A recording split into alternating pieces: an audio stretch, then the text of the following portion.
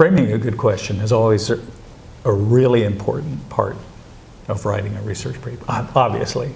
Even in the process of fieldwork, in the process of writing your field notes, the more specific you are in framing your question, the more that's going to be helpful to you at the end. Now, your field notes may be responses to very specific concepts, like the zone of proximal development, for instance, and maybe explorations of that concept and what you're seeing in the child over time. But you also may find that, well, that concept isn't enough for me to really understand what's going on here. And so there may be other concepts that you bring in over time. Even there may be relationships between concepts.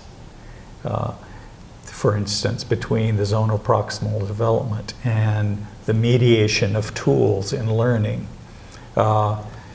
Looking at the relationship between those two kinds of things in bringing about a result, for instance, greater engagement.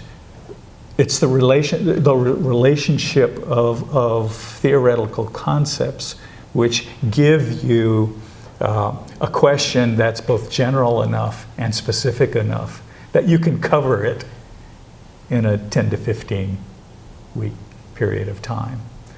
You don't want something too broad, especially for a limited period of field work. If you're writing about observations that you've been doing over 12, 13 weeks, if you have a large question, you're just going to find yourself floundering to answer that question. If your question is too specific, you're going to find that your field notes just don't fit into that little box that you've created. So you've got to play. You've got to engage with the concepts that you've been learning in class, as well as with the observations that you've been making in the field setting.